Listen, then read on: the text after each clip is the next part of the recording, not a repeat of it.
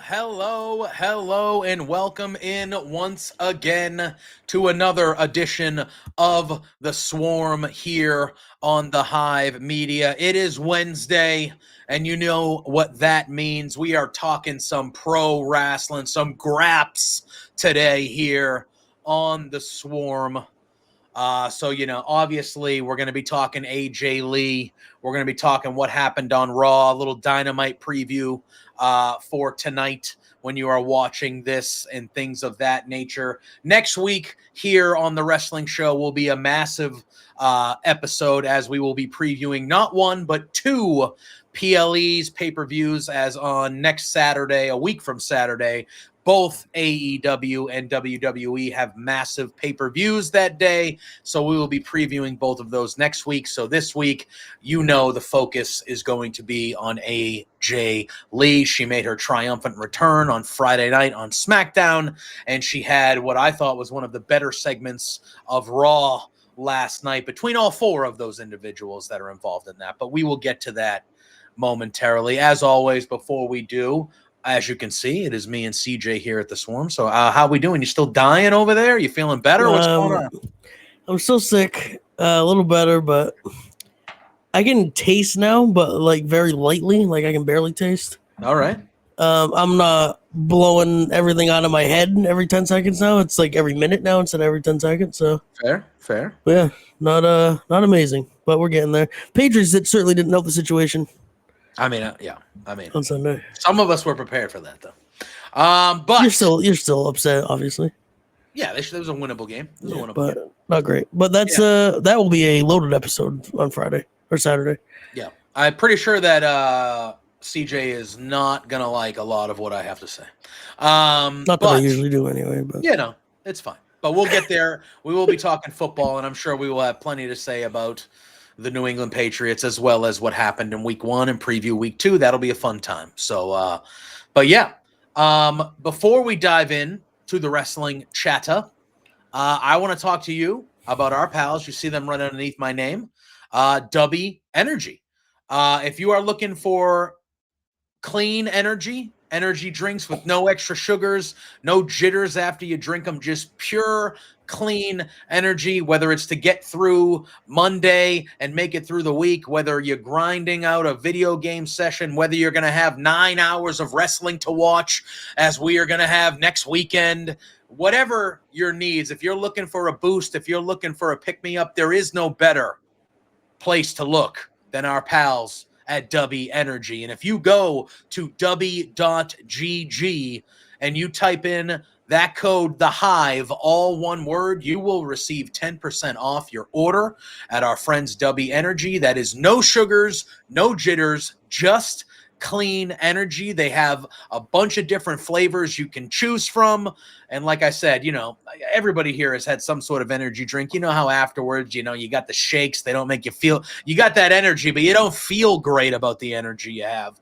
Not with our pals at W. It's clean. You feel good about it. It gives you the boost you need.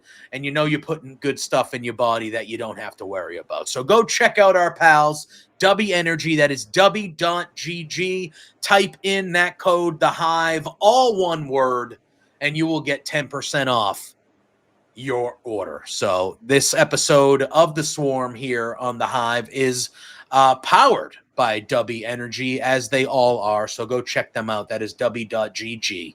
Our pals over there. So, all right, CJ. Listen, the talk of the week since the last time we met, we were kind of talking about it last week because they very much, it was one of those things where they didn't come out straight and tell you what was going to happen, but they were pretty friggin' obvious about what was going to happen. Very reminiscent, oddly enough, to the CM Punk debut in AEW, is they never fully told you that CM Punk was going to be there, but they were going to the United Center on a random Friday night. When they weren't supposed to be going there either. Exactly, and everyone had the inkling and the reports. You knew it was happening, even though they didn't tell you it was happening. Very similar situation here. As we saw what happened at Clash in Paris and how that ended, and we saw the Punk and Becky segment from last Monday, and we were in Chicago for SmackDown. And at the end of the show, Becky Lynch came out. Well, Seth Rollins came out, kind of standing up near the crowd. He introduced his wife, Becky Lynch. Becky Lynch came out. She was dogging the Chicago people, the Chicago fans. Except for the Bears, by the way. She was very careful. She was dogging the Chicago sports teams with the exception of the Bears because her hubby is a avid fan of those Bears. I'm sure he's feeling great today as we record this on a Tuesday afternoon after that dog shit performance that the Bears put on, particularly in the second half last night. But we'll talk about that on Friday. We can relate. Yeah, sure. And then CM Punk came out. Pretty much the same thing we saw on last week's Raw, where she was bullying CM Punk. She started pushing him around and slapping him around and all this stuff. Punk leaves the ring. He goes, "You and I and everyone here knows I would never put my hands on a lady." He said, "But lucky for me, I know someone who will." And then the music hit. Let's light it up, CJ. And AJ Lee, what a pop. What a pop. And it was a sustained pop. It was like the music hit, giant pop. She came out, even louder pop. Started skipping down to the ring, even louder pop. Then she got in the ring. She did the little pose, sit down in the ropes. And then she started attacking. Well, Becky charged at her. Mm-hmm. She started fighting Becky. She beat the brakes off of Becky, licked her fingers, gave her a good old slap, and that crowd was going bananas the whole time. Her and Seth go running off as CM Punk and AJ Lee AJ stole the title, too. She did steal the IC title as CM Punk and her celebrated in the ring with a kiss and having a good time and all this fun stuff. A tremendous segment, a tremendous return. To kind of end the night of SmackDown. There was something that happened on SmackDown at the beginning of the show that we can talk about because I think that this was very calculated by the WWE to do it this way because guess what nobody was talking about at the end of the night because of the great return of AJ. But I want to focus on AJ because this is tremendous. Hasn't been there for 10 years. One of the most popular wrestlers, not just female wrestlers, but wrestlers in WWE history. At one point in the 2012, she was the centerpiece of the whole show, revolved around her. With the three biggest stars in the company. And that was when the old man was running things. So for that to happen tells you, and Josh and I were talking a little bit about it on the Raw watch along. Like, this is almost her getting her flowers from everybody because now you have a normal human, a normal human being running things.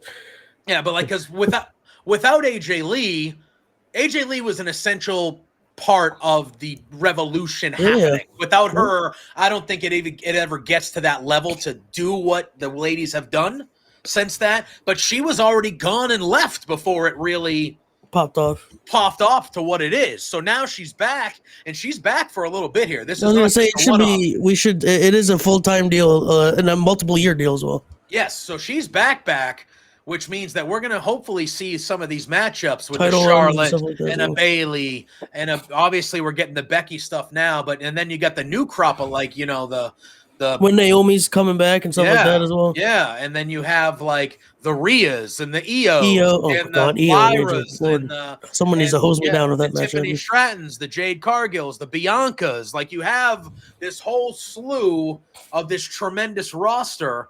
Now that she's just coming back and being like, these are all fresh matchups for her, all of them. Just a really exciting time and just a tremendous return.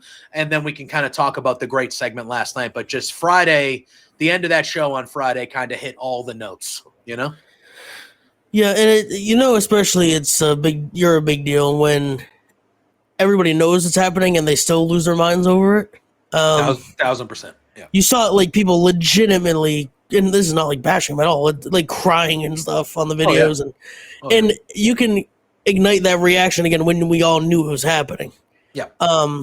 So that just proves, and again, you can certainly rag on Triple H and WWE as a company for several reasons, which we probably will do later on when we talk about the first segment, like you just said. However, in comparison to what she was under before, it's fucking night and day compared to that. And again, Triple H can book the women's division a lot better, but it is like 1,000 times better than it was before. And then you named everybody in the book she can have a match with, and then you can even revisit something with like a Nikki Bella if she sticks around long enough and stuff like that. Back when she was a full-time wrestler again, Nikki was there, obviously, stuff like that. But yeah, it looks like she's probably going to go right into a title program after the WrestlePalooza, if I had to guess. Totally okay with that. Totally okay with that. Yeah, please. I'm fine if she wins it as well. Yeah. But she looked good with that title, JPJ. I'm not going to lie to you. She looked good.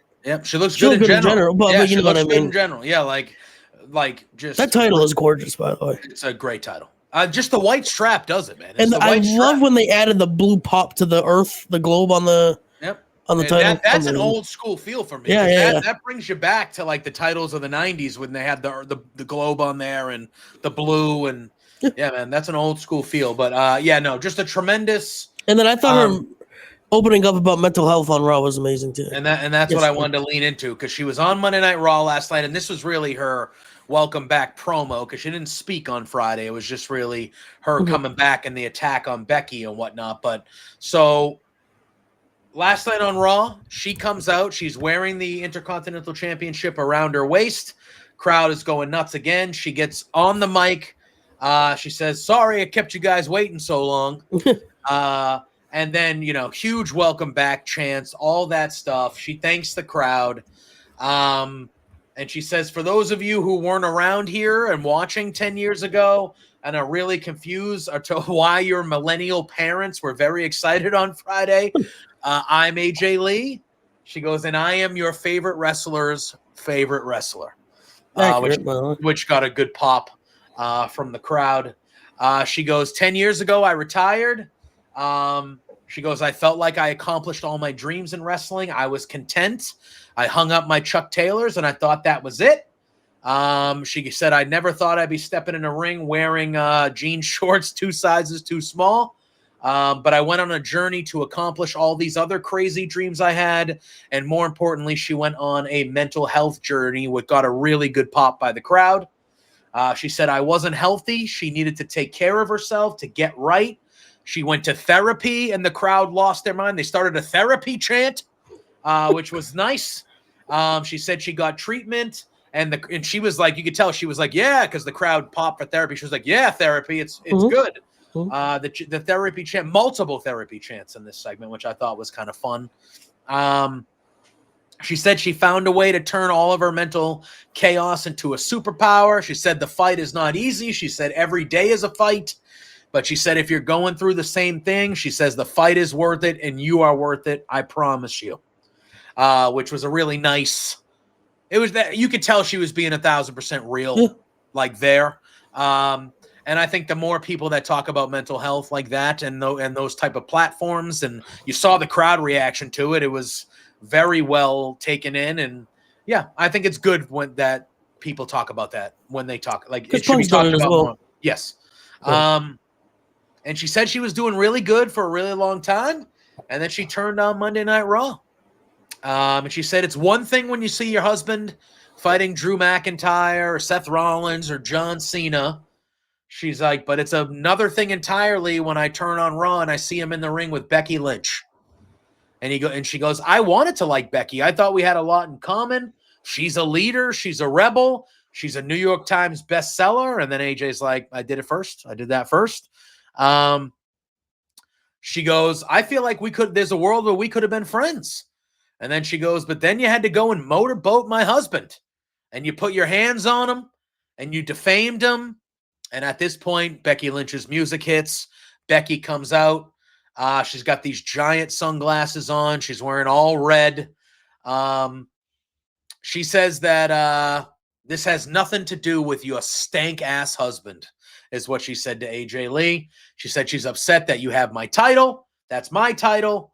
The one that I made the most important title in this division. And you and I are nothing alike. She's yelling at fans. She gets in a fan's face and tells them to shut up, which was good. The crowd is really letting her have it. She says she's the best women's wrestler of all time. She says it's not just her who says it. Chicago Tribune says it. Milwaukee Journal says it. And then she says, I'm going to need therapy after this. And you, AJ, don't deserve to put a finger on my title. AJ, being the smart ass that her character is, she goes, therapy works. You should go see therapy. It's worth it. It's wonderful. It works. She says, it's so embarrassing. I forgot I was even wearing the belt. I wore it around the house, skipping. She goes, I slept in it. She goes, things got a little weird this morning. And then she kind of stops herself, which was funny. Becky then freaks out. She says, and she takes off her glasses, which shows that Becky Lynch has a massive black eye under her glasses. And AJ notices, and she says, oh, you got quite a shiner there, which Becky then very quickly puts the glasses back on. She says, but since you're the greatest of all time, and she lays the title down, she goes, why don't you just come back in here and grab your belt? And Becky obviously has reservations, and the crowd starts chanting chicken, and AJ's doing the little, whatever. Becky says, I'm not a chicken. She calls AJ New Jersey trash, that was a good line. That was a good line, I thought, because fuck New Jersey. And she goes, where's your husband? What kind of man hides behind his wife? He goes, this had nothing to do with you before you stuck your neck where it doesn't belong. And she goes, why don't we bring my hot husband out? So Seth comes out. He tells the crowd to shut up. He goes, it's very simple. We can make this super easy. Just give the title back, and we can all leave this dump of a city as soon as possible. AJ says that's a really good idea. I didn't even think of that, but she does real quick. She has a better idea. She goes, how about you can come in the ring right now and try to take her title back and risk getting another black eye, or you can just accept a tag match.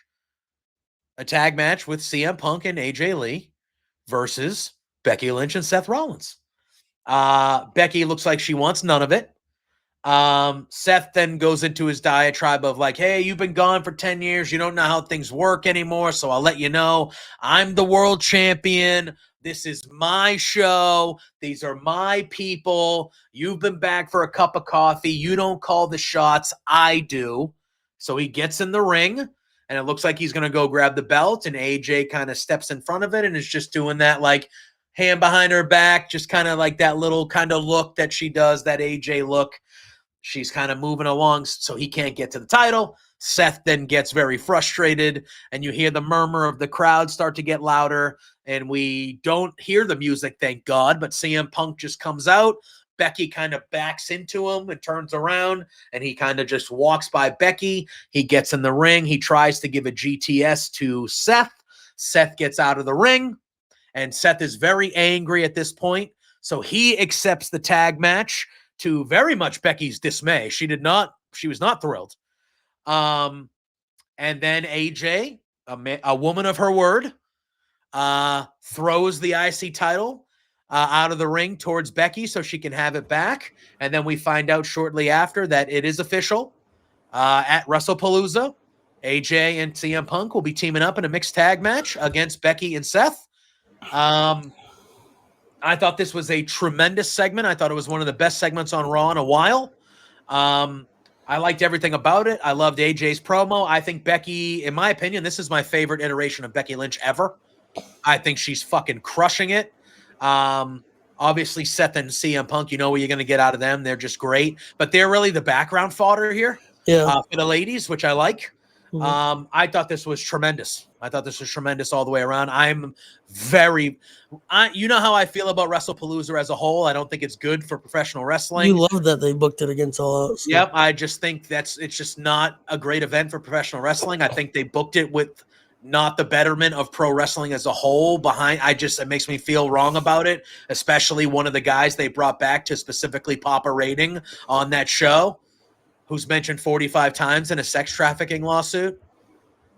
But with that being said, I am tremendously excited for this tag match. It's probably the only reason I'm going to watch WrestlePalooza. And I'm just happy AJ's back, man. This is good shit. This was fucking awesome. And we talked about this off air. This should main event, by the way. It should. Get Brock the fuck out of there as early as you can, because I and most of us don't give a fuck about that guy. Unfortunately, 90% of the people that watch WrestlePalooza do, sadly. Because they'll all be not like us type of fans. Look at They did it on SmackDown, CJ. All right, well, let's talk. I don't want to demean the return and this with that shit. We got to get into it. But they did it on purpose because you know why? I don't know about that. They brought Brock Lesnar out at the beginning. So John Cena. Oh wait, no, I want your opinion on this promo first before we go into it. Well, we've talked about this before. Becky's one of the best ever. And when one of the best ever is doing some of the best work she's ever done, that just, higher level. She's maybe the best chicken shit heel ever. Not just women, just ever in general. Yeah. I feel like she's better than ever at it right now, though. Right? The comment, yes. And you said that she said this, but I don't know if a lot of people caught it. What kind of jerk off or something hides behind their wife when that's all Seth Rollins has done, which is absolutely hilarious. 100%. And Seth was literally standing behind her as well during the promo. But AJ coming back is tremendous. I think they should get the win at Palooza, and that also will justify a reason that AJ gets the title shot. What is next? Is it Australia next? Yeah, I think it's WrestlePalooza, and then they go to Perth. Yep. And then after that, I believe Survivor Series. Survivor Series, yes. Yep. So that would be a huge match there, because then you assume you're going to get Rhea in a big match. So the women's going to get a nice spot probably in that Australia card, which is warranted, I would say, at this point. I think they're booking towards a trend where in Australia, I think it could be Rhea and Io versus the Kabuki Warriors, right? That would be a big time. Or you could just do Rhea and Asuka. Because Rhea main evented against Nia last time there, right? Yes, yeah, but she was the champion, which she's clearly not now. But they're definitely on the show of Raw over the last 2 or 3 weeks. They're building to a Rhea and Asuka one-on-one match, which is going to fucking rule. And so AJ Becky is a perfectly fine main event, by the way. For that card, for any card, but especially a card like that. Yeah. So we're leaning towards potentially 2 to 4 women's matches on that card. That's going to be great. Yeah. Shout out to Josh too; he'll love that. Oh yeah. But no, we do have to unfortunately get into some. There's not one single bad thing about what we just talked about. There might not be one single good thing about what we talked about here coming up. Well, the one good thing was John Cena showed up on SmackDown. The last time he'll be on SmackDown. Too bad his last match won't be in Boston. We'll end the podcast with that, with your thoughts on that.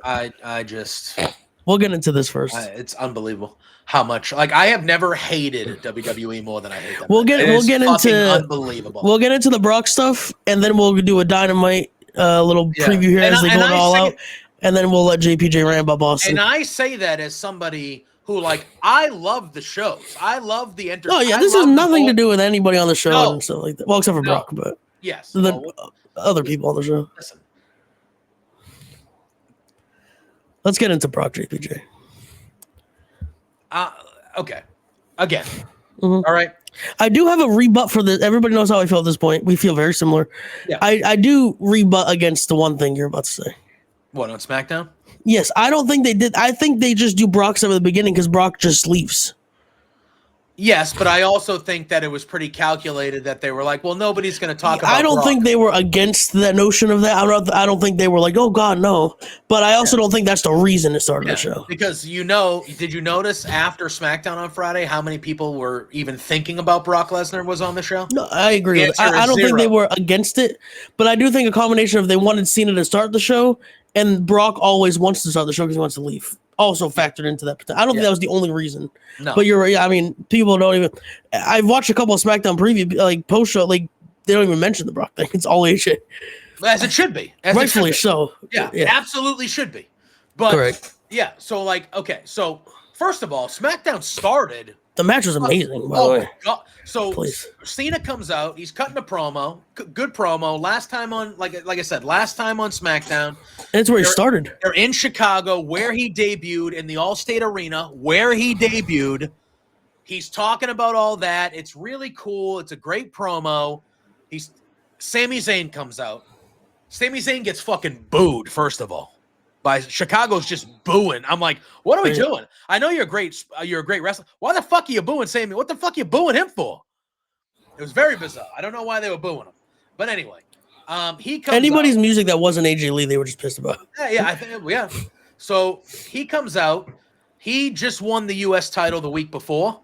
So he's saying, hey, I'm a U.S. champion. I debuted challenging you in the U.S. Open Challenge.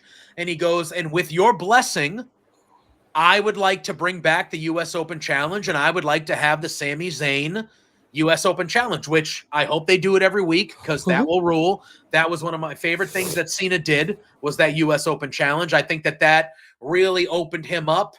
I feel like the John Cena sucks crowd kind of left when he started doing that because he was wrestling young guys and having good matches, and that kind of turned, for me at least, I was steadfast. I don't like the John Cena character.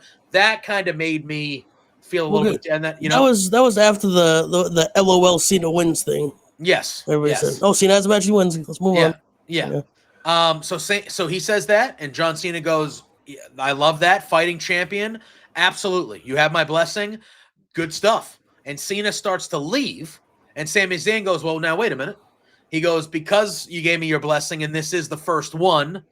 It is your last time on SmackDown.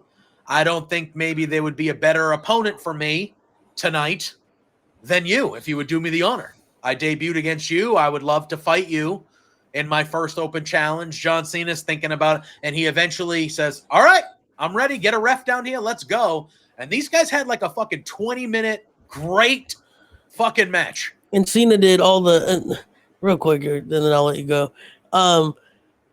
Cena did the thing where he said in the past he's gonna do moves of people he can't fight, like in honor of them. So he was setting up for the spear, and he's doing the edge thing where he always rubs his hair and stuff, and then he does the spear in the corner. And dumbass said, "No, they did it on purpose because they can't make an edge." But no. He said Roman. He said the big dog, Michael Cole did. And then Corey's like, I think it has to do with a different Canadian other than Sami Zayn. So obviously he's talking about Edge. Yeah, but they just know that he's in the AEW, so they don't want to mention him. Yeah, but Cena was doing that. He hit an angle slam in this match to kind of Kurt Angle in the debut. Went for the RKO. He went for the RKO, but didn't hit it. I wonder if he was actually going to do that. The crowd started chanting RKO, and then he stepped up. I wonder if he wasn't even going to do that. No, I think if he just heard the crowd and he was like, "Fuck it, I'm going to do it." Yeah. But he did the edge spear. Like, I kind of like how he's doing that type of stuff. I think it's fun. It adds, because he did the Styles Clash at Clash. Yes, I think it just adds to another element of the experience. I thought it was fun. Speaking of Styles, that promo, by the way, AJ. Yeah, please. Yeah. Speaking of AJ's had a great Monday. Dude, AJ's doing fucking great. AJ's doing. If great your name is AJ, I might change my first letter of my name. Yeah, AJ's doing great right now. Unbelievable. Yeah, and then at the end of the match, they're both laid out, and Brock Lesnar's music hit. Brock Lesnar comes out, and he beats the crap out of everybody. Beats the crap out of John Cena. The match gets thrown out. I don't mind. The one thing I didn't mind that people cry. I didn't mind this being a no contest. Oh, I didn't either. If Brock wasn't a piece of shit, this is the one time I wouldn't have minded him coming out doing this. Correct.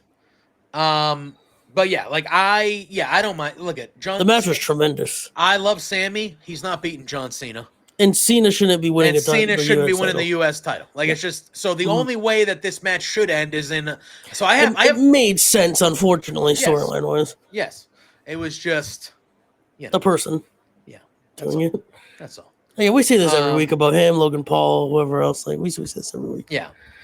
Cena also hit a GTS in that match. He sure did. Chicago.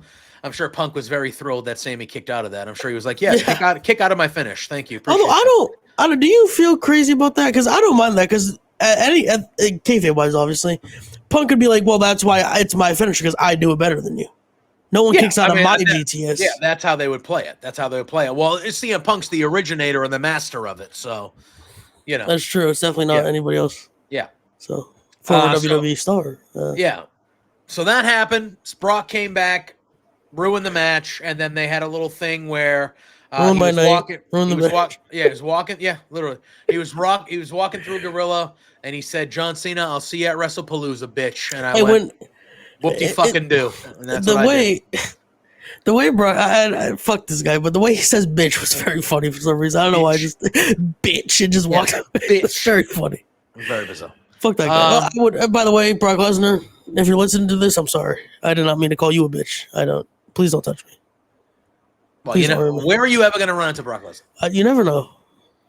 If I do, I'm in serious trouble. Look, I'm not going to sit here and say that he's not one of the all-time great. I'm not an idiot. He'll be the absolute piss out of me. Yeah, and he would murder me. I would die. Like, and again, right now it is still technically allegedly.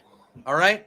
Go ahead. Sorry. I feel like if you're mentioned over like 5 times, once maybe more than one. I can confidently say I will never be part of a sex trafficking lawsuit. I can confidently say that. If I can go my whole life without being mentioned once, how the fuck are you mentioned 44 times, buddy? Do you think there's a chance, and I'm talking about you specifically, not the general public, he could ever get back on your good side? No. But what if it came out that she was just blatantly lying about his involvement? Well, that's different. I'm saying, so you would go back to liking him if you. I don't know if you liked him before. I mean, he never was one of my favorites. You certainly don't feel like this about him before. No. Yeah. I don't want to waste it. Yeah, like it's to the point now. Like, if there wasn't the surrounding shit, I would be pumped for this match. I kind of like. I would be Fox like, character. I'm not gonna lie, but yeah, fuck the guy. I do like the character. Yes. But the Cowboy Brock is fucking awesome. When he was doing the Cowboy Brock shit with my God, please. before all this came out, Unbelievable. I was like, fuck yeah, dude. Yeah, man. The ponytail. Yeah. Fucking the tractor at SummerSlam. Oh, I was there. God. I was there live for that. I was like, yeah, that's right. Yeah, like fucking like, yeah, man. I was all in it. But guess what? That's it. I mean, once certain things happen, I don't care. It feels really easy to just not be a scumbag. It shouldn't be as hard as it fucking seems sometimes. No, and nobody should, like, even us, like normal people, but especially when you're someone like Brock Lesnar. You can just do whatever you want, and no one would say anything. You are rich to the end of time. First of all, you're married to Sable. Yeah, fuck you, by the way. You don't need to do shit else. You are You don't have to go anywhere else besides your home to have a number 1 seed. No, number 1. Might be all-time number 1 You know what seed. I'm saying? God bless. What the fuck do you need other, And even if you didn't, I feel like Brock Lesnar could comfortably cheat outside his marriage, like normally. Well, you shouldn't do that anyway. I agree, but I mean, okay, you're just an ass, but you're not like an all-time scumbag. Yes. If you cheated on your wife. What are we doing? We doing? It's not hard. It's not hard, guys. It is not that hard to be a good person. I fucking assure you. But it just feels like it feels like if you're famous, it's the fucking hardest thing to do. You can't not be a good person. You have to be a bad person. You can't be a normal good person anywhere. It's fucking unbelievable. But anyway, whatever. He's going to be on SmackDown again this week. Yeah. Okay. So and he's going to have a promo and everybody's going to love it in the crowd, by the way. I don't know, man, because I do. Listen, when the music hits, you get the pop. This was an extenuating circumstances Friday why he got booed. It was not a normal crowd. Is it? But is it though? Yes. I'm willing to bet you he gets a massive pop on, was it Fridays? When the music No, when he's talking, everybody will love it. In the crowd. I don't know. I feel like they're, and again, Chicago. This crowd fucking booed Sami Zayn, JPJ. I get it. I don't know. I feel like there's a little bit of uneasiness amongst everybody. Again, that crowd saying every word of Vince McMahon seems like the day after the lawsuit came out. Listen, I get it. But yeah, the IWC is prominent to us and people watching this. It is 3% of the general public. Yeah, I get it. Which is fucking sad, but it is what it is. Although, some people in the IWC, I don't know how sad it is, actually. Yeah, but either way, listen, it is what it is. But that did happen at the beginning of the show. But I'm glad that everybody is only really talking about AJ because that's what everybody should be talking about. It sucks because we're feeding into what they want. Yes. But it's also the right thing to do. Like so, it's just such a dichotomy of things because AJ is like this wonderful human being, and Punk is for all intents and purposes. But like AJ is like this spectacular human being at all levels, and very good at her job as well, which helps. Like just tremendously good. Dude, she cut that promo and like she never fucking left. She never missed a beat with that promo last night on Raw. Like just. Like it was just so I haven't been gone for 10 years, just fucking there, man. Yeah. And it was just like, and she's such a great person. The mental, it's just, man. So we should be celebrating that. We should be celebrating her and just talking about her, and we are. Yeah. It's just, you do have to. Again, this is a show we've seen, and JPJ is. And no, I love these other people, but JPJ's dealt with shows that just don't do it anymore because they don't want to talk about these certain things. We will not ever not do that. Yeah, no, we're gonna talk about it. We might be pointed in on the way. And we will also always give a disclaimer about how fucking awful some of these people are and what the things they've done is. Yeah. But we will always at least talk about what the bad stuff, I guess, so to speak. How many times have we called Brock Lesnar, Logan Paul, and everybody else pieces of shit before we talk about them? Yeah, I know. But Which, and we Which is say true, it. by the way. We say it every week. We're like, hey, this is a known thing now, so we're not going to say it every week. But then we still say it every week because we can't. If the one time we won't, we'll get. Oh, you love Brock Lesnar. Oh, Like, look at this guy! Look at this guy! Look, You support sex traffickers? Just come back. Like, okay. And it's Yep. like, okay. My bad.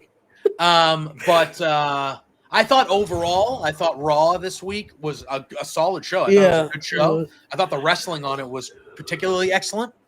Do you think it's just the AJ stuff? Because not just the crowds, but everything just seems like a little more important and better the last couple of weeks. Do you think that's purely that, or do you think it's the crowd, or do you think it's though Brock's not a great person, but Brock's back, they're going to ESPN, AJ's back, like it's a lot of stuff's happening. Yeah, I mean, look at they're clearly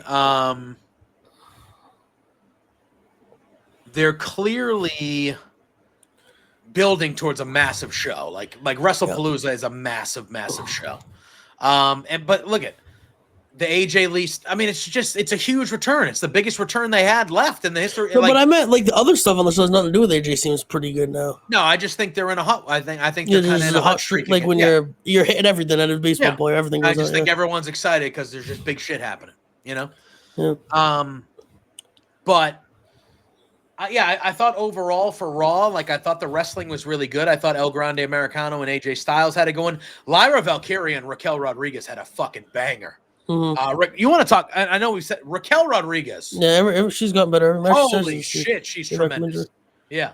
Ever since Nash, she's more than just Vince had her as I have a strong back. Look at this. Yeah.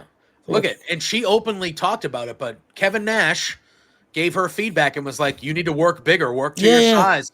And she was like, she gave public like, oh, I needed to hear that. And that's what she's done. And sometimes it's a simple fix, but you just need to hear it from the right person. Yeah. And very good. Very, very and good. Kevin Nash is a guy that would know that. Sure would. Sure would. Penta and Rusev. Oh, baby. Please. Give that. I never liked Penta losing though. No, but I like what they're doing with Rusev. Yeah, I was like, weirdly, I don't mind the loss to Rusev because it wasn't the cleanest loss either. And this is good, though, because Xavier Woods interfered, which I think eventually down the line is going to set up the Lucha Brothers and the New Day. That's going to happen. I love how they just dress like more assholes every week. Oh, my God. Nothing will be better than the huge hat that No.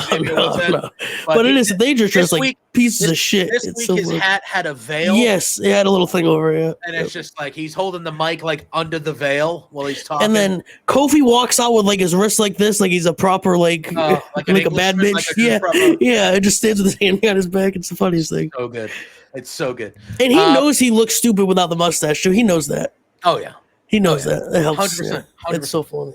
Very good. And you know who else had a pretty good match? Asuka and Nikki Bella had a pretty good match last night as well. That was a little good impromptu match. The main event of the evening was Big Bronson Reed versus LA Knight. Yeah. And I'm gonna tell you this. So all right. The show started with the Usos. The Usos came out there. They talked about the Braun Brawns. Jay's turning at some point. Well, I want to get into that. So they're fighting the Braun Brawns at WrestlePalooza. That's a big tag match that's happening. Usos are back together. LA Knight at the end of this promo comes out and starts attacking the Braun Brawns, and he gets in the ring, and they're kind of okay on the same page, but Jay is kind of still like, fuck you, I don't like you that much. We had problems last week or whatever.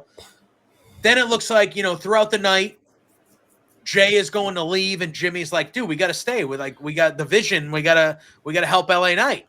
And Jey Uso's like, fuck LA Knight. Like, I don't give a shit about that guy. I'm not helping him. Like, he's not my problem. And Jimmy's like, no, but the vision is, like, we got to be here. And Jay's like, nah, fuck that. I'm leaving. So they show you that Jay's leaving. So then the main event happens, and obviously bullshit occurs with Braun, and, it's the numbers game. And Jimmy comes out. So Bronson Reed ends up winning because Braun Breaker comes out and causes interference, and he beats LA Knight with the Death Valley Driver straight up. Well, not straight up, but he beats him 1, 2, 3. But then after the match, Big Jimmy Uso comes down.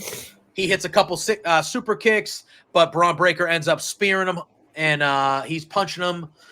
Bronson is taking turns. They're doing headbutts. LA Knight recovers, but they're still the numbers game. And then Jey Uso is here. He never went home, or he came back. So he comes out. He super kicks Bronson Reed. He's giving punches to Breaker. He gives another super kick to Reed. And then Braun ends up spearing Jey Uso again. Yes. I was just making sure because I thought it happened, but when you were talking about when Jay left, Jimmy kind of like said like you're acting kind of like Roman or something like that too. Yes, he said you're acting like Roman right now. Yep. Yes. So then Braun ends up spearing Jey Uso. He stacks the Usos up, and it looks like they're going to get a tsunami, both of them, from Bronson Reed. But LA Knight runs in with a steel chair. He runs those guys off. He's fired up. He asked Jay, you can hear him, even though he doesn't have a mic. He goes, "We're good now," to Jay, who's kind of like down in the corner. He goes, "We're good now. We're good now." And he goes over to Jimmy. He helps Jimmy up. Him and Jimmy are like giving each other handshakes and stuff. And then all of a sudden, LA Knight turns around and Jey Uso spears the shit out of LA Knight. And then Jey Uso says to LA Knight, "Yeah, we're good now." And he yeets at him, and then Jimmy is looking at Jay like, "What the fuck?" And the crowd was booing Jay. I liked this. Yeah, I liked the end of this because it led some intrigue, and it. You know what? I've almost become an anti-Jey Uso guy just because I'm tired of the shtick, but it's not because I'm tired of Jey Uso. It just was very one note to me. It was the same shit. Well, the crowd fucking loves it still. Yeah. And again, but, give the crowd what they want. But this is layers to Jey Uso. And now, like, I liked how this show ended with Jey. Knowing that, I don't know them personally, but knowing them as performers over the last 15 years, how long they've been in WWE at this point, they definitely want that WrestleMania match back. With how much of a dud it was. Oh, it's real bad. And obviously these two guys they're not. You have the people that we always talk about, like the Usos can't wrestle. Like, let's fucking relax, please. It's just I don't know what the problem was with that, but them as performers want that match back so badly. So that's probably leading there. I don't know if it's at WrestleMania necessarily, but I think that's what this leads to. Is they get that match back, and it'll probably be a banger if I had to put money on it. Yeah. So that was good. So I really like that. I'm very intrigued to see where that goes. I would not hate a little bit of more of an edge to Jay, especially if they kind of tease a heel. I don't think he should turn heel. He's just so fucking over still. But if you tease a heel turn, make him a little tweener-ish type, whatever you do. I like what they're doing. I like what they're doing with LA Knight too. I like where he's kind of positioned on Raw right now. I would like him to eventually see him just get a run with the world title. I feel like he should have it, even if it's only for a couple months and it doesn't work. Oh well, but I feel like he's earned the opportunity to get the fucking title to see how it goes. But I like what they're doing there, man. I like what they're doing. I thought the show ended really good. I think the Usos kind of coming back for a big tag match against the Brawns is a good match at WrestlePalooza. I think the Brawns should win that match. Yeah, obviously. And I think you just tease more dissension. But all right, so here's my thing. A lot of people are talking about Romans on the. We have our picks next week, by the way. We will for both pay-per-views. Now, if this wasn't the ESPN debut and the All Out day, I would say, hey, we're not seeing Roman 100%. Oh, he's definitely coming back. He's coming back in that match and costing them that match, right? Yep, and then it'll lead us to our series. War Games. Yep. Yeah. That could be where Jay turns, by the way. Oh, and Jay's about to win, Jimmy's about to win, or Roman's about to win, and he just kicks the fucking teeth off him. Yeah, I wouldn't hate it. Hey, man. Coming up. And that's a stadium show, too, don't forget. So they're going to want to do something they never do anything big as Survivor Series. Yep. That's the stadium show, right? In San Diego, Petco? Is it a Petco? Yes, it is. Yeah, so. Lou's here. Star of the show. What's up, man? What does he think about AJ's return? He loves it. He likes to give me headbutts. Yeah. So one thing I will say is we saw another vignette on Raw last night with Bayley. Amazing. Oh my god, dude. And they actually had her talking to a different camera, as the role, the evil Bayley. Oh, tremendous. What do you think this leads to? Her joining Becky or something? It's her and Lyra, right? That's where they're going, right? Yeah. It feels like Lyra is still the target of Becky. I mean, of Bayley, I'm sorry. Do we get something where she I don't know, because they're kind of teasing dissension with Asuka and Kairi as well. Do we get she joins Asuka though? We get a little reverse thing? I think I don't know. Kyrie's going to end up doing the. She's stuck in the middle right now, but she's going to go with Asuka. She's going to turn it. No, I'm saying though, does that lead to Bailey reforming kind of damage control With Kyrie and Asuka instead of Io? Maybe. I don't know. Bailey Io would fuck, by the way. Oh, that'll happen. Please. My thing is, I think Bailey is 100% going heel. Yeah, but that's definitely happening. She's great I love her as a group leader, though. JBJ. I actually wouldn't mind if they went a little like no pun intended, but all in with it, and like sometimes she did come out wrestling as the hugger gimmick, and then sometimes sometimes she came out wrestling as the role model. Like I would love. So she her opponent doesn't know who she's fighting. Correct. Yes, and like she would fight good baby faces and heels. Literally like the Bray Wyatt sweater, and then the Bray Wyatt. Like I think there's a way you can lean into that if they really wanted to go like cool about it.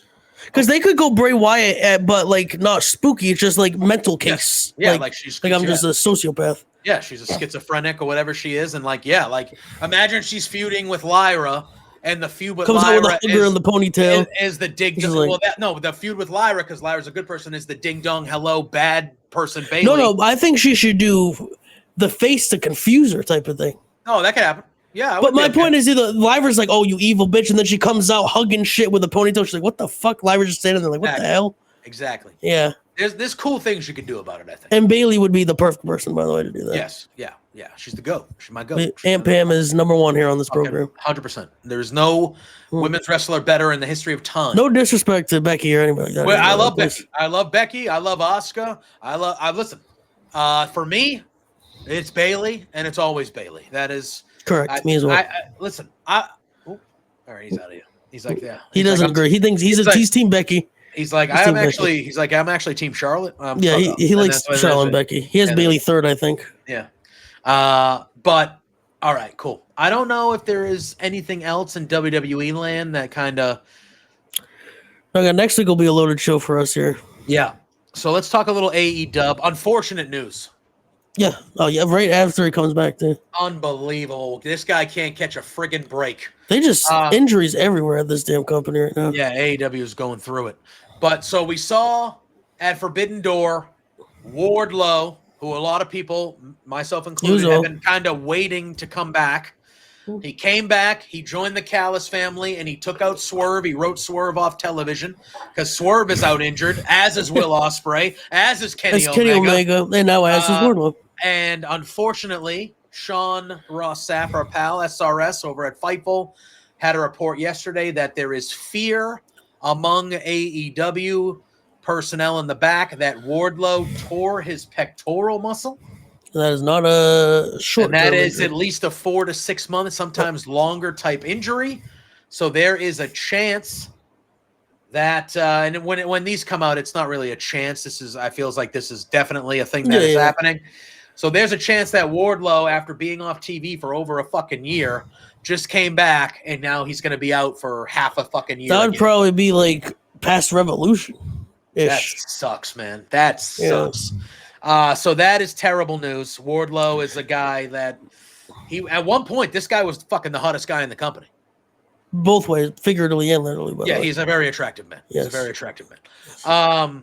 That just sucks, dude. By the way, yeah, no, of course. But we did, positive-wise, get 3 more matches official, by the way, for All Out. We did. And we got some positive news as we found out for the foreseeable future that Bryan Danielson is now a permanent member of the commentary desk on Dynamite. So that's good. That's fun. And one note as well, between last episode and this episode, they did, I'm sure people know this that are watching it, but just in case you didn't for whatever reason, they did change the All Out start time, by the way. Yes. Between last episode and this episode. Yes, they did. So good for viewing for us, obviously. Yes. So right now, the All Out card has 1, 2, 6 3, matches? 4, 5, 6. And then there's heavily rumored matches that they and then we have also we don't know what type of match MJF and Mark Briscoe are fighting in. Not yet. It's got to be chosen by Mark Briscoe. Correct? Yeah. Mm-hmm. So what do you expect? 8 to 10 by the time the show kicks off? I think 10. Yeah, I think 10. 8 and 2 pre-show. Something like that. They usually try to squeeze in 3 or 4 in the 0 hour. They're crazy. They're crazy. Forbidden Door had 9 matches and 3. That's a bigger show than this, though. No, not that All Out. What? All Out was their big show for a while. Yeah, but then it became All Out was 5 days after fucking Forbidden Door last time or whatever it was. 6 days after Forbidden Door, so yeah, it's kind of All In is their WrestleMania at this point. Now it is, yeah. But no, the card will be great, obviously, regardless. Always just like in ring wise. I agree. I love Danielson on commentary, by the way. Yeah, he's tremendous. He's tremendous. Can we? Well, MJF got married. And then did you see in MJF fashion Photoshop the title over her face, over Alicia's face, and kissed it? Yeah. Unbelievable. Yeah. And then I saw that Alicia tweeted, and she said, "From Tits McGee to Mrs. MJF." By the way, God bless. Oh yeah, tremendous, please. Tremendous. She was on. We interviewed her on Beards. She was on Beards with us. It was a good time. She's a nice. She's a wonderful lady. She kind of seems like she could be like a female MJF too. She seems like she has a little ass to her, like she's like could be a little bit of a. Okay. She could be like a little bit of a prick. I mean, women on this that's not show. what I'm saying. I'm saying she has a little bit of like prick to her. I'm saying. Oh yeah. Well, she at MLW. She did do a little. Was it Richard Holiday, right? Yes. Which, that guy fucking rules. Yeah, that guy and I'm very happy he's company. Got through what he was going through yes, as well. Yeah. Yes, but that guy fucking rules. He should be on a main television company, main wrestling company. Mm-hmm. But so they did a little on screen because she turned heel and went with him, and they did a little on. It was very similar to MJF character wise. Yes, very similar. Yeah. But speaking of MJF, not on the show part of it, but the back end. Did you see the Ronda Rousey shit? I did. Yeah, please. By the way, can we stop real quick? Just then we'll get into that. Can we stop interviewing Matt Riddle and Ronda Rousey? I have seen so much stuff against my own will about those two the last couple of weeks. We're not even talking about the other one. Can we just stop interviewing all those people as a whole, please? I'm begging. Yeah. How do you feel about it? So Ronda. Run down what happened, so in case the people don't know. So Ronda Rousey was interviewed by somebody. And look, I get it. If you didn't have a good time, and it feels like the second time. She didn't have. And by the way, we didn't have a good time either watching. We didn't feel good about watching you every fucking time either. By the way, I'm not going to shit on the first time because that was one of the best rookie years in the history of pro wrestling. Her first match was. By the way, is her first match still her best one? Maybe. Yeah, the tag match was fucking. Yeah, it didn't get much better. She had a real good match with Sasha. She had a real good match. I mean, I think we could have a good match with Sasha. That doesn't. Yeah. That's more Sasha than her. Yes. Listen, her first run, that first year, that's one of the better rookie years of all time. Sure. It was tremendous.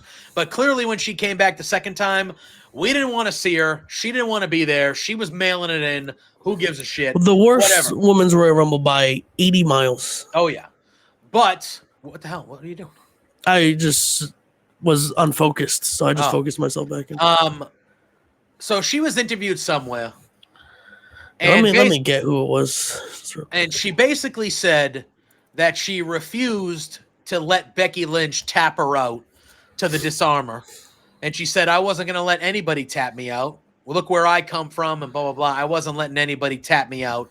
Which now, when you look at it in hindsight, that makes a lot of sense why that match had that garbage-ass fucking finish that it did. Because she wasn't going to let Becky tap her out. But the finish had to be Becky beating Ronda because that was the whole fucking story, was Becky beating Ronda. It was Ariel Helwani's Uncrowned. All right, there we go. But it wasn't of Helwani. It was Raj Prasad who interviewed him of Uncrowned. Okay. Yeah. So she basically said that she was never going to agree to Becky tapping her out with the disarmer. Again, UFC and WWE, it's not the same, Ronda. Calm the fuck down, all right? Like, it's just not the same. Do you think anybody was going to look at you tapping out to Becky Lynch and go, wow, I knew she was a shit fighter? No, they're gonna look at your last two matches where you got your fucking ass kicked. How many, again, fuck this guy now, but how many people did Brock Lesnar just didn't care, just put him over? Exactly. That's the one thing Brock has always gotten praised for, is he literally just, as long as that check cleared, he didn't give a fuck what happened in the match. Yeah. And who's going to call Brock Lesnar like a bitch in real life? Like, that's a fighter, by the way. It's just like, I just don't understand why that matters. She's never going back to MMA. She was never going back to MMA. Yeah, please. As a guy that covered the UFC for 10 years, I will not be happy if she came back to the UFC. No, I just don't know anybody on earth that would have watched WrestleMania 35 and saw her tap out to Becky Lynch and go, wow, I knew she sucked. I knew she wasn't as good. Like, what the? It's not the fucking same, Ronda. And then the shit she said about Alexa, I almost punched my computer screen. Well, then this is because I have the exact quote if you want This is what led to the MJF rebuttal, which this is one of the things I fucking love about MJF because he has nothing to do with WWE. But he just comments on whatever the fuck he wants to comment on. It's very funny. He sticks up for like this is him sticking up for Alexa Bliss, and I'm pretty sure they probably have never even fucking met. And I think that was Liv Morgan he met. Sorry, not Alexa. Yeah. Yes, but like this is him sticking up. Yeah, for someone he's never met or has no interest, like no. Real quick, that proves, by the way, that this fucking AEW WWE thing is, and people that have a brain know this, it's all fans. The wrestlers do not give a fuck who ratings, the pay-per-view buys. They're all friends with each other. They're all dating each other. They're all friends. It feels like the uppers in the WWE are certainly trying to. They're not. But I mean, fucking whoever, fucking name somebody. Fucking, I almost said CM Punk. That'd be the worst example possible. Hangman. Yeah, well, does Hangman Page and Randy Orton give a fuck about, like, you know what I mean? If they were friends and they wanted to hang out, they're gonna go hang out with each other. Like, but anyway, look, man, yeah. But we all know it's 99% fans and the business people, not the wrestlers. Yes. But she said, Ronda said, this is the title, found it ridiculous that she had to fight Alexa Bliss due to Bliss being the top merchandise seller at the time. We'll get into the quote in a second. Do you know how fucking wrestling works, idiot, Ronda? Real quick. It's just fucking insane. Do you know why Jey Uso won the world title at WrestleMania? Do you know why, why Bray Wyatt just kept getting new characters and back on TV? Like, do you know any of this shit? Fucking how it goes, man. By the way, both of those things were happening while she was in WWE. Yeah, whatever. Her quote: "The fact they had me fighting Alexa was all fucking ridiculous." This is quote. I'm not adding these swears in there. Was all fucking ridiculous. And you want to know why they had me fighting against Alexa? Because she had the most merch sales at the time. What the fuck? Like, that's your fucking decision making process? Thoughts on that? I think it's ridiculous. Again, isn't 70%? And when like Vince was around, 100% of the people who got pushed because of merchandise. Yeah, like everybody. Yes. You fucking asshole. So that. And by the way, Alexa's like good. It's not like who have like fucking at that time too. She was fucking champion. Like she was fucking. Yeah. Who's just at like Goldberg? Like has never been good in the ring. You know, like if you were fighting like an offensively bad performer. It would still make no sense, but at least you could be like, yeah, I get you probably didn't want to wrestle that person. Alexa Bliss has never had like a problem with anybody in the locker. She's like the sweetest person. She's a very good wrestler. She was on top of her fucking at the top of her craft at the time, and she was probably top 3 most popular women in the company at that point. Yep. Well, yeah. Why would they have you fighting one of the best all around talents and most popular women? What a disservice that was to you. I know. It's fucking unbelievable.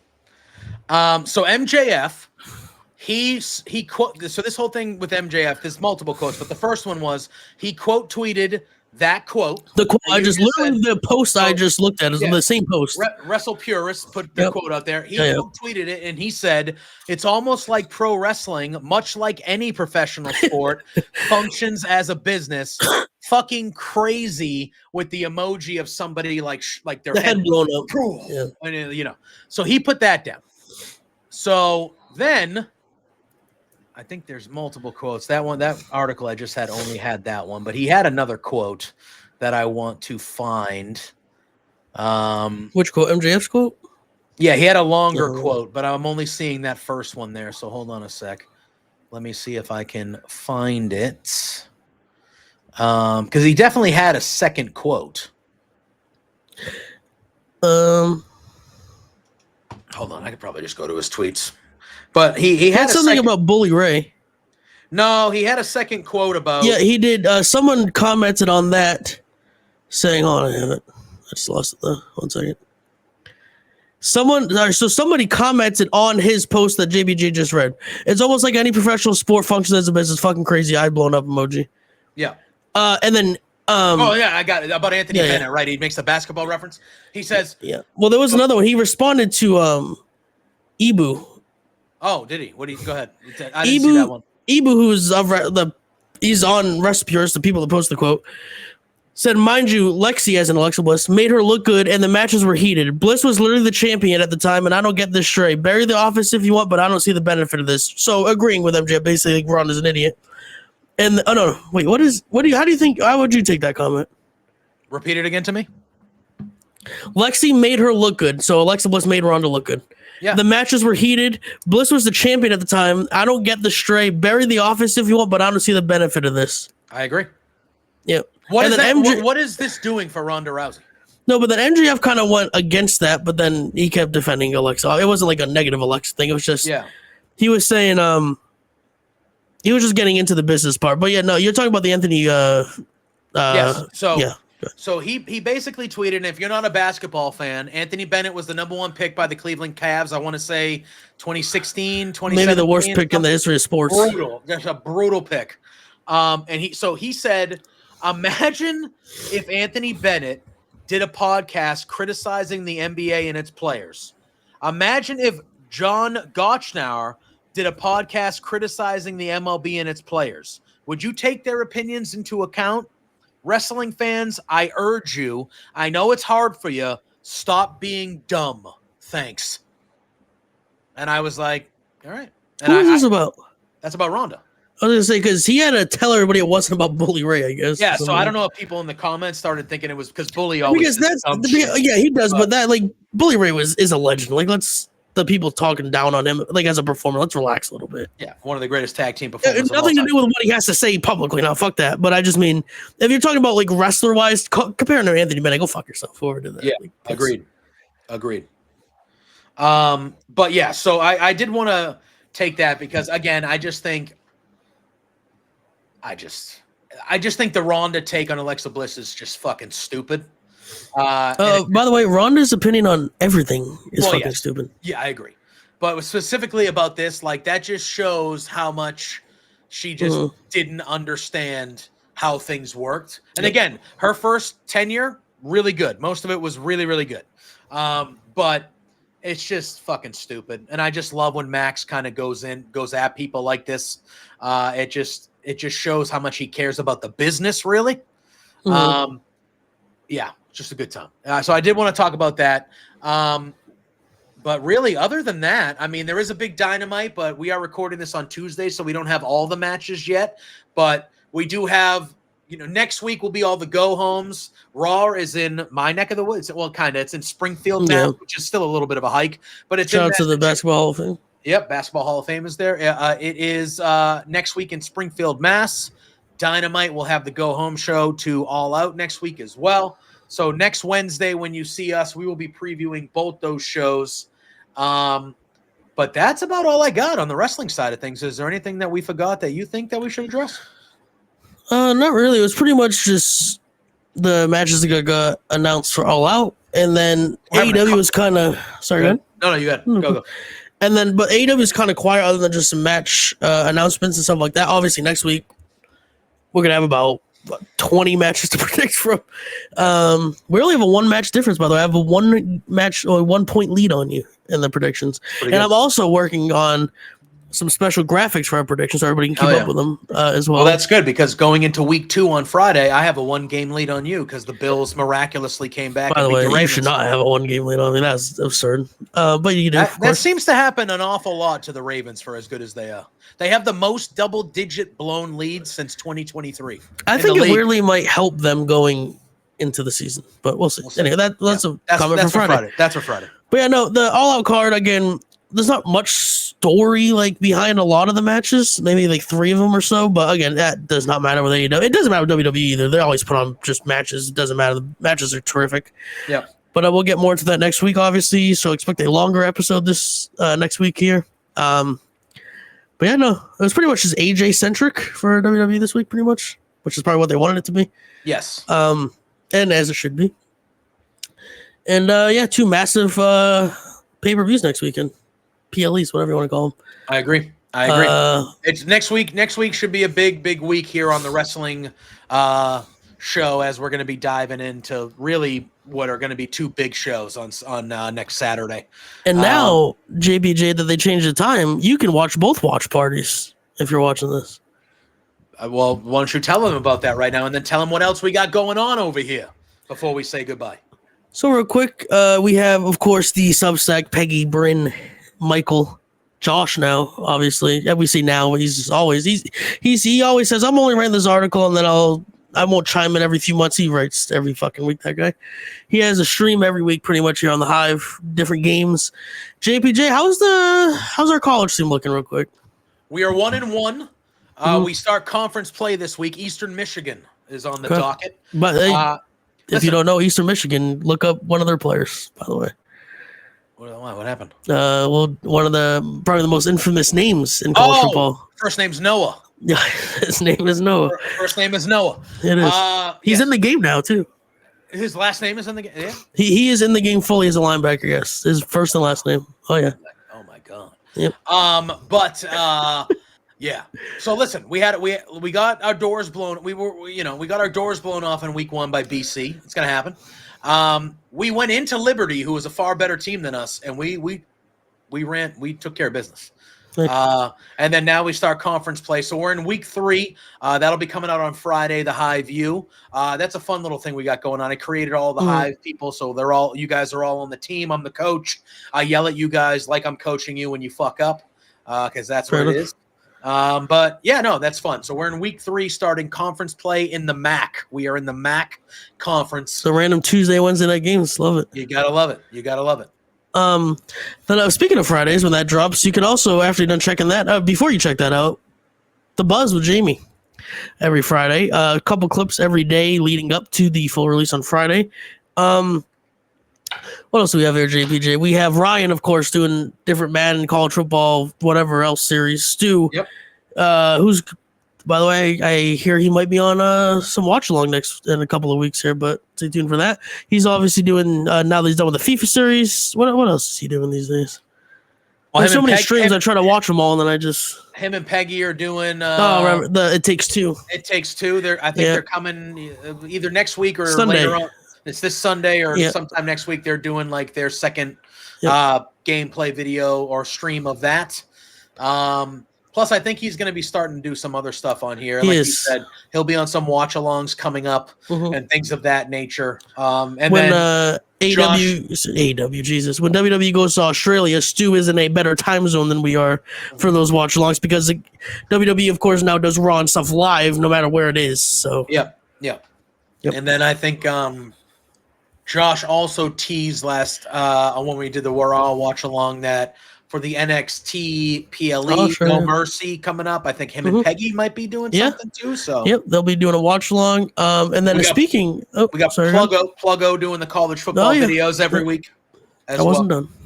Well, sorry. I didn't forget about Pluggo. All right, I will have a bone to pick with him if he picks against LSU again. He picked against us against Clemson. Well, I mean that's okay. I mean that's a. Clemson looks like shit, by the way. Anyway, that's another Friday episode, a Friday chat. Now, see, I lost my train of thought. I get going, JPJ, and then you ruin it.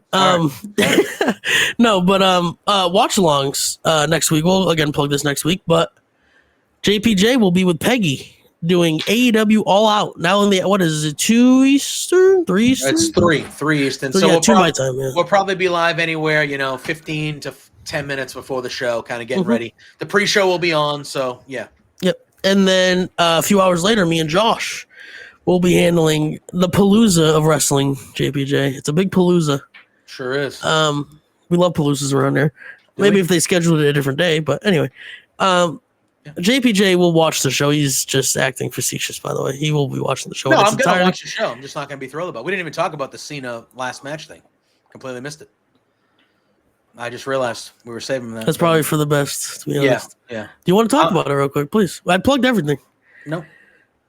Okay. I mean, I'm listen. I'm going to talk about it at some point on here, and I'm going to lose my fucking mind about it. You'll just randomly talk. It won't be like a segment. You'll just randomly start spreading on about it. Here we go. My thing is when it comes to this, I'm angry about this individually, but it just to me, this has gotten me so furious that I'm looking at it from like a grander scale. I'm like, you know what? This is just how the world works now. There's no sentimental value. No, this is not just a WWE thing. No. There is no, if it doesn't make you money, fuck it. We don't care about emotions. We don't care about things that should just happen because they should happen. There's no sentimental value with anything on this fucking planet anymore because all anybody cares about is fucking money. By the way, if anybody, side note, if anybody wants to pay us, we will be fine with this. Oh, I care about money too. I'm glad they would be rich. Please. If you want to pay us to agree with the decision, I hate Boston. I love DC. It's a great decision. Give me enough money, I'll go down to DC and I'll watch that fucking match. Please. I'll sit front row. But that is fucking horse shit that his last match is not in Boston. And I don't care if you're from here or not from here. You all know that that is literally part of his fucking character. Is that he's billed from Massachusetts his whole life. Get the fuck out of here. Because Boston, DC wanted to pay you more money, you greedy fucks. Anyway. I think that might be a different reason why it's in DC as well, but... Yeah, and if that happens, burn it fucking down, all right? Literally burn the building down. Rollins, burn it down. Because that motherfucker is going to show up, and I think the old guy... No, he won't. That guy will not show up. Oh, he's probably going to be dead by then, let's be real. Let's hope. Anyway, hey, the way the other guy's going to, they might both be. Listen, fuck that whole thing. Kiss my ass. I know you're on the train of that. I don't think that other guy is going to be shown on the program. He might be there. He might be there. Because they showed him fucking SummerSlam weekend about 3 or 4 times. No. The other guy. Oh. The older guy. Yeah. He will. He by the way, he very well might be there, but he will definitely not be shown there. He will certainly not be shown on.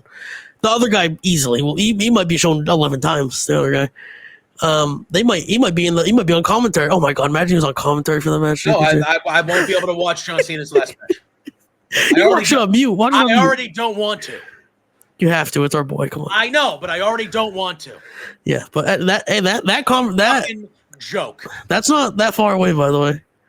A fucking joke. By the way, Boston does deserve a little bit of 1%. No, they don't. This. Yes, they can come fucking put the money up, you cheap bastard. Come on. WWE wanted $7 million. Because the state of Massachusetts doesn't have that. Yeah, they do, but the state of Massachusetts are not run by wrestling fans. No, there's DC. Listen, it's just, come on. What are we doing? Well, it's going to be because he's fighting Batista, obviously, JP. Oh, he's going to be fighting Gunther. He's going to be fighting Gunther and losing. It just should happen in Boston. That's all. Yeah, it should. Yes, it should. And I'm sorry, you can call me a homer. You can call me it should happen in Boston. And what if he was from St. Louis, Missouri? Would you say that? Then it should happen in St. Louis. Okay. When Randy Orton retires, you know where it should be? In fucking St. Louis. What would it be if that was in Boston? Well, I fucking might as well. Let's put it in Boston. The fuck? Well, I think they're just talking. It's a throwback to the wonderful Capital Punishment pay-per-view against R-Truth. Him and R-Truth again, running back. Hey, JPJ Capital Punishment Saturday Night Main Event. Fuck. JPJ. I said JPJ and John Cena. Jesus Christ. But no, that'll be interesting. As that gets closer, JPJ will get extremely more angry by the day. I'm fucking. Oh my god. Anyway, I could talk about this. This could have been the whole show. It could have been the whole show. I saved everybody. But yeah, so that's what we got going on the Hive. JPJ will get progressively more mad each episode as that gets closer. Which is good because CJ is going to progressively get more mad about the Patriots every episode. No, I won't. No, I will be 1-1 next week. As we go, yeah. Well, I mean, we might be playing the fucking. That team is blowing up by the seams. Oh my god, they are atrocious. You see some of Tua's comments? We'll talk about it on Friday. I'm the one that I showed you those. Yeah. Oh my god. That, by the way, this is not a funny part, but that might be the concussions at this point. Holy shit! If I was a teammate of his, I'd be giving him another one because I'd be just fucking throw him to the ground. Wow. I want to see if my teammates are going to do the work this week, buddy. Holy shit! You suck. What are you talking about? You fucking blew in that game, bro. I want to see my teammates do the work. You fucking sucked in that game, Tua. What are you talking about? Against not a good team either way. Oh. Right, wonderful. But that is a weekend conversation. Yep. Let's get out of here. But yeah. Where can they find you, JPJ? You can find me at JPJ Loves Gaming. Who got me addicted to MLB The Show, by the way. Listen, man. That's what I do. Yeah. I'll be, as soon as this unrecord button ends, right on it. Right on the game. Yep. You can follow me there. I've been getting back into streaming a little bit. I've been going 2 or 3 times a week. Ideally, in a perfect world, it'll be more like 3 or 4 times a week. Obviously, like CJ said, we're here twice a week with the Swarm. I'm here every Monday with the watch-alongs for Josh. I'm usually involved in the pay-per-view watch-alongs as well, PLE, whatever the fuck you want to call them. Every Thursday night, 8 p.m., me and my main squeeze, Pluggo, the flagship over there, 8 p.m. Eastern, I should say, between two beards. We do that every Thursday. Pluggo and I also do a thing that we go live on during the week, usually on Wednesdays, called JPJ's Tears. Pluggo likes to call it JPJ Tears You a New One, but Tears because I I power rank and power tier the NFL teams as the season goes. Patriots in the S tier. Nice, JPJ. I appreciate that. They were last year after week 1. They were. And then they went rapidly down to the F tier. Hey, all the way to go up here. Listen, I started them in the C because I said, I don't know what we're getting. They're going to drop down this week a little bit. I think C is a fine place for them still. I thought, no, that's a D. They played like absolute dog shit in that second half. And they only lost by 7. Okay, because they were playing a dog shit team. Anyway, you said the Raiders were good. That's interesting. I said they were decent. They're better than the Patriots, clearly. I don't know about that. They got a better quarterback. But anyway, we'll talk about it on Friday. Our quarterback might suck, but we'll talk about it on Friday. Be top 10. Yeah, I would probably bet on the first one a little bit more. But anyway, we'll talk about it on Friday. CJ's gonna love it. But yeah, that's where you can find me. So the Blue Jays might not be in first place by that time as well. You really think they're gonna tank that much? They're only 2 games up. Do you play the Yankees again as well, or are you done with them? We play them once, I think, but we do play the Astros right now, so it's not like we play we don't get your schedule, JPJ. Listen, we already played all those good teams. So did we. We just don't play the bad teams. Yeah, that's fair. Luckily, we played those good teams when we had Roman Anthony and we were healthy and winning games. I think I could be in the lineup and beat the Athletics. The shitty teams when we need to play the shitty teams because we're in trouble. Yeah, not great. No, but anyway, there'll be a lot to talk about on Friday. Oh yeah, but that's where you can find me. That's where you can find us, and that's where you can find everything we have here on the Hive. Remember to go check out our pals at W Energy, w.gg. The Hive, next all weekend. One word. 10 hours of wrestling. Yes, we will need it. 10 hours of wrestling and then 10 hours of football, back-to-back days. Like that's just and college football obviously mixed in on the Saturday too. Those are long days. Lord. Those are going to be long days. You're going to need that energy. Use the code THEHIVE, 10% off your future order. So there it is there. Thank you all for tuning in. Appreciate you all. CJ and I will see you once again this Saturday morning talking NFL football and everything else revolving around the world of sport. Great U.S. Open final again, by the way. Too. There was a lot of stars showed up for that one. That was a good one. But other than that, we will see you then. Have a good rest of your week, and we will see you all real soon. Peace.